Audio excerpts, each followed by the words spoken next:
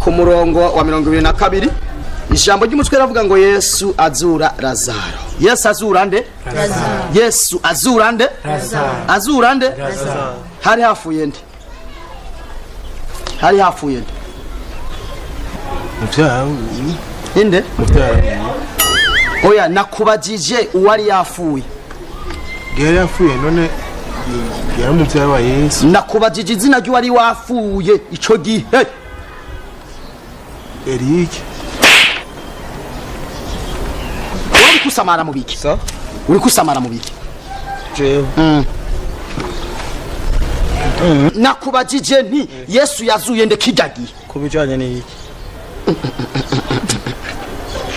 Ariko iyo bari zandagara ziriko ziracanga bavuga ngo zandagara wakubaza wavuga ko ari mbiya nakubajije ngo igihe Yesu yazura umuntu hari hafuye nde? We yafuye. Ego ishurasha None sise wiwe. ubeshye ndasoma ijambo ry'Imana. Wewe hari hafuye nde kijagi? Hari hafuye Tabita. Tabita. Marita yarinde kuri Yesu. Yari umumama witwa Marita, yari umukuzine wiwe. Niwe yari yafuye. Marita abwira Yesu ati mugenzi iyuza kuba wari hano musazanje ntaba yabereye. Mbega uyu Razaro yari yishwe niki? Attention muciyumvira neza kuko Bibiliya ntigifora. Wewe Kagunia niwe yamugandaguye. iki Kagunia. iki Ingwara bita Kagunia niwe yamugandaguye. iki mugaru wo kubaza urufugu ishwe kami urufugu ishe rwebyo wo muri Uganda urarubuze Kurike mutasoma Bibiliya urufugu Razaro rurakunani rurabanani Jewe. urufugu Razaro rurabanani Tenda ruzi. wene vuga twumva witonde ishura Razaro yishwe n'agahweka kuko yarafise imenyetso bitagahuye. tibiki Yarasinzira cyane kandi yarafise na diare.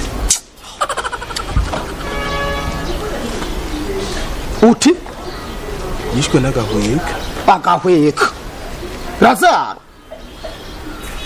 wewe Jewe nibaza yuko Razaro yishwe n'amacinya kubera ko yagoma ajya udukorotse kuvyo komeza wa mutunzi.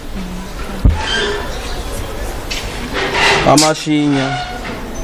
Razaro Kwa nta rucanco rwari ruhari. Marita na Mariya canke Marita abwira Yesu akimubona ati mugenzi iyuza kuba wari hano musazanje ntaba yahwereye kandi 22 nubu ndazi kuyo kivyo wosaba Imana byose Imana yobiguha.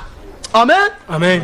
Yesu ni Twayizanye turi babiri. Ega nje ndayifite. Je naramutereye. uti Twayizanye turi babiri. Je naramutereye mu kuyigura namuhaye 3 na 5. urabona nyine muri ko mugerageza umukozi w'Imana mu rugendo rwiwe umuntu avuga ati zana Bibiliya mukaza n'amatelefone ugatekera ibizokoto ugatekera amafondota aho kuzana Bibiliya ndabafutisha mu gitabo cy'ubugingo. Oya ni mudo.